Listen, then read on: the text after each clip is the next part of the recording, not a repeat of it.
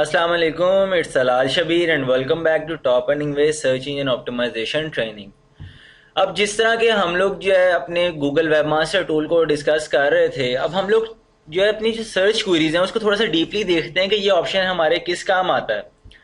अब देखें कि आप अपनी जब साइट डैशबोर्ड पर जाते हैं तो आपको अपनी वेबसाइट का जो आपने यहाँ पे गूगल वेब मास्टर टूल में ऐड की हुई होती है, आपको गूगल वेब मास्टर टूल का डैशबोर्ड नज़र आता है। अब डैशबोर्ड में जाके जब आप देखेंगे तो यहाँ पे आपको जो तीन ऑप्शन शो हो रहे हैं। अब ये सर्च क्वेरी को हम लोग थोड़ा सा डीपली देखते हैं।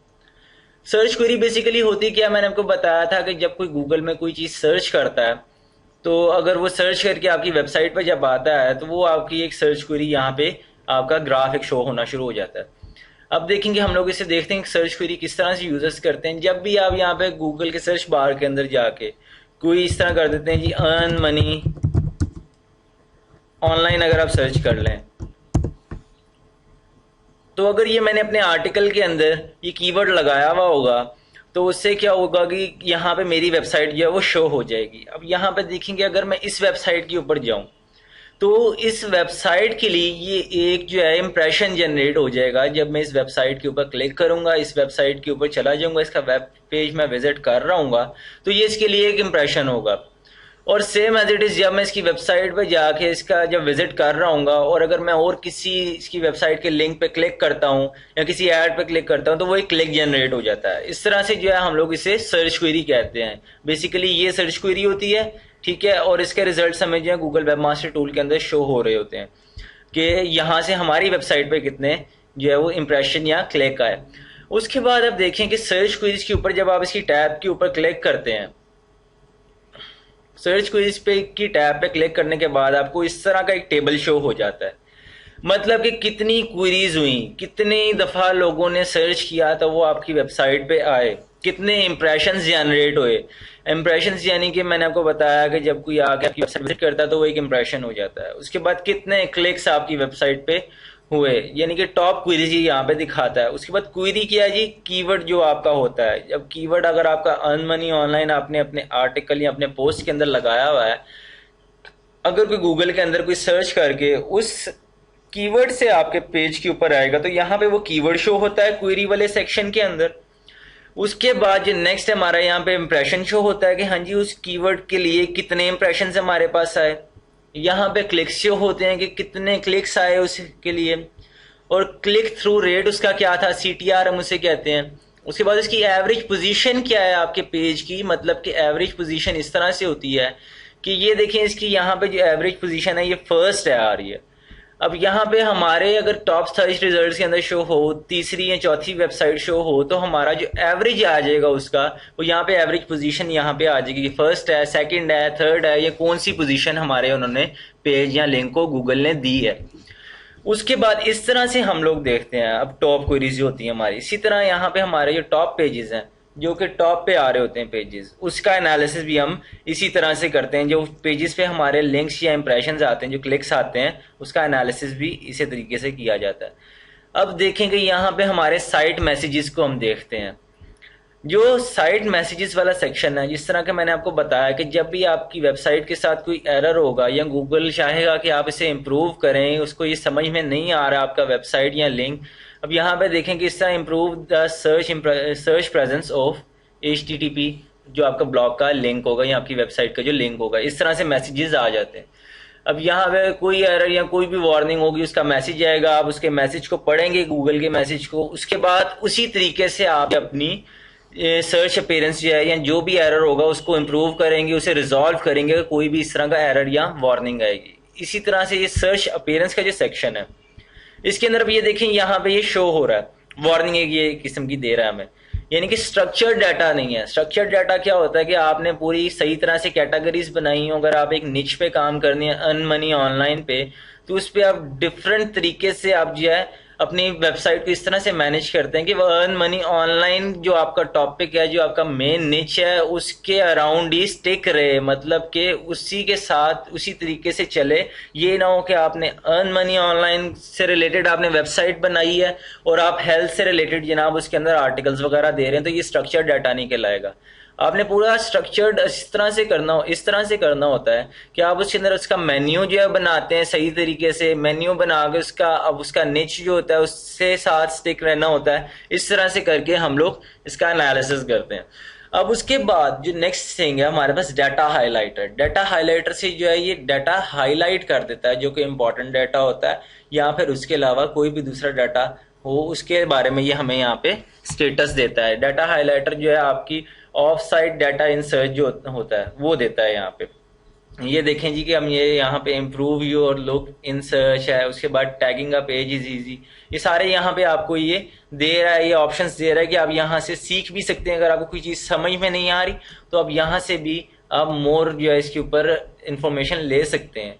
उसके बाद यहाँ पे HTML इम्प्रूवमेंट्स है। अगर आपकी वेबसाइट के अंदर कोई HTML एरर है या आपका कोई वेब पेज ठीक नहीं है तो यहाँ पे आपको गूगल एक एरर दे देगा कि आप जो HTML है आपका ये ठीक नहीं है, आप इसे इम्प्रूव करें या इसे रिजॉल्व करें। जो भी HTML के साथ आपका इशू है या कोई लिंक ब्रोकन है या कोई पेज ठीक नहीं है, इस तरह होता है। अब यहाँ पे साइड लिंक्स हैं जी।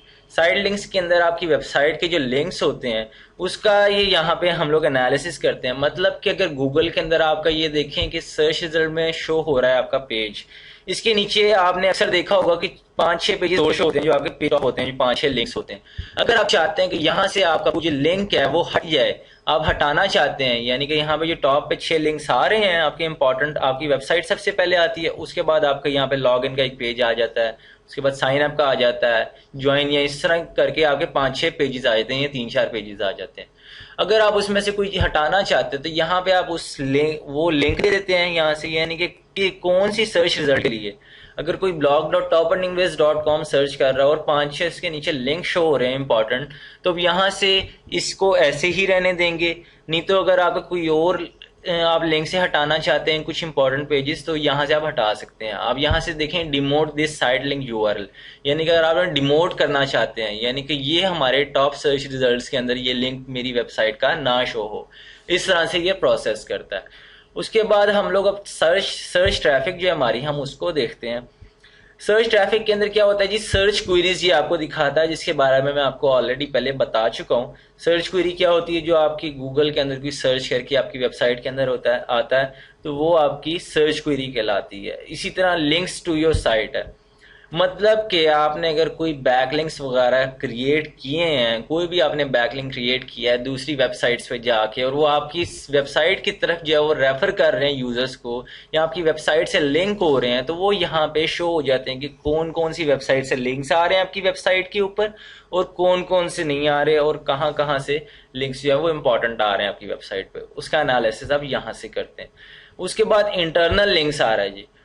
इंटरनल लिंक्स के अंदर क्या होता है, इंटरनल लिंक्स के अंदर ये आपकी वेबसाइट के जो इंटरनल लिंक्स होते हैं, जो आपने अंदर ही लिंकिंग की हुई होती है। फॉर एग्जांपल अगर आपने एक आर्टिकल लिखा हुआ है, उसके नीचे आप एक सी मोर का एट्रीब्यूट दे देते हैं और उसके आगे आप जनाब एक लिख देते हैं कि हाँ जी मेरा ये लिंक भी विजिट करें, इस आर्टिकल से रिलेटेड आइए, तो वो आपका एक इंटरनल लिंक हो जाता है। इंटरनल बैक लिंकिंग आप कर देते हैं तो वो इंटरनल लिंक्स जो हैं वो यहाँ पे शो होते हैं। उसके बाद मैनुअल एक्शंस को हम देखते हैं। मैनुअल एक्शंस के अंदर अगर आपने कोई मैनुअल एक्शन करना हो, मतलब कि अगर आपने कोई आपकी वेबसाइट के अंदर कोई स्पाम है, कोई इस तरह का है, आप उसको डिमोट करना चाहते हैं, रिमूव करना चाहते हैं, तो वो आप मैनुअल एक्शन से कर सकते हैं। अब यहाँ पे अभी no manual web spam action जो है वो फाउंड दे रहा है, यानी कि अगर आपकी वेबसाइट के अंदर कोई अभी स्पाम है ही नहीं, हमारा कोई लिंक इस तरह के लगे भी नहीं है, तो हमें यहाँ पे कोई भी मैनुअल एक्शंस अभी शो नहीं हो रहे। यहाँ पे अगर कोई हो इस तरह का स्पाम वगैरह तो यहाँ पे हमें एक्शन शो कर देता है। उसके बाद इंटरनेशनल टारगेटिंग, यानी कि आपको किस लैंग्वेज से, ये देखें Google has not yet processed HRE flang tags for your site, मतलब कि अभी इसने गूगल ने प्रोसेस नहीं किया। अब देखें कि आप अगर कोई भी लैंग्वेजेस, डिफरेंट लैंग्वेजेस से आपकी वेबसाइट के ऊपर जो है, डिफरेंट कंट्रीज के अंदर डिफरेंट लैंग्वेजेस होती हैं। अब डिफरेंट ये लैंग्वेजेस से आपकी वेबसाइट के ऊपर ट्रैफिक आती है, मतलब कि रशियन से भी आ जाती है, रशिया से भी आ जाती है, उसके बाद इंडोनेशिया से भी आ जाती है। अगर आप चाहते हैं कि कोई स्पेसिफिक लैंग्वेज की आपकी वेबसाइट के ऊपर विजिटर्स ना आए तो वो यहाँ से आप सेट कर सकते हैं। इसी तरह कंट्री का भी ऐसी है कि कंट्री, अगर आप चाहते हैं किसी कोई स्पेसिफिक कंट्री से आपकी वेबसाइट के ऊपर कोई यानी कि ना आए, कोई टारगेट यूजर्स ना हो। अगर यूनाइटेड स्टेट के आप चाहते हैं कि यूजर्स आपकी वेबसाइट के ऊपर टारगेट ना हो, तो टारगेट यूजर्स इन, ये देखें यहाँ पे टारगेट यूजर्स इन, अगर आप किसी स्पेसिफिक कंट्री के अंदर टारगेट यूजर्स को करना चाहते हैं, तो यहाँ पे अगर आप पाकिस्तान करना चाहते हैं तो आप यहाँ से पाकिस्तान सेट कर देते हैं, यहाँ से सेव कर देते हैं। इस तरह से ये प्रोसेस करता है। अब मोबाइल यूजेबिलिटी है। अब देखें कि हमारे यहाँ पे बहुत ज़्यादा ट्रेंड है कि लोग ज़्यादातर अब इंटरनेट जो यूज़ करते हैं वो अपनी वेबसाइट के ऊपर करते हैं। अब देखें कि हम लोग डिफरेंट प्लगइन्स भी करते हैं, लेकिन अब ये है कि हमारी जब वेबसाइट कोई ओपन करता है, डिफरेंट हम प्लगइन्स कर लेते हैं कि हमारी वेबसाइट जो है वो मोबाइल्स के अंदर भी शो हो, यानी कि मोबाइल के अंदर उसे सूटेबल शो हो, ये ना हो कि ब्रोकन लिंक्स या बेढंगी आपकी वेबसाइट शो हो रही हो। अब यहाँ पे अगर आपकी मोबाइल यूजेबिलिटी के अंदर कोई जो है इश्यूज वगैरह आते हैं, कोई वार्निंग्स आती हैं, कोई ऐसी चीज़ जो अफेक्ट कर रही होती है जो कि आपके मोबाइल यूजर्स जो हैं उसे विजिट नहीं करते आपकी कर सकते आपकी वेबसाइट के अंदर, तो वो एरर्स जो हैं आपके यहाँ पर शो होते हैं। अब ये तो थी कुछ ऑप्शंस जो अभी हम लोगों ने डिस्कस किए, बाकी हम नेक्स्ट वीडियो लेक्चर में डिस्कस करते हैं। Thank you for watching this video. Allah हाफिज़।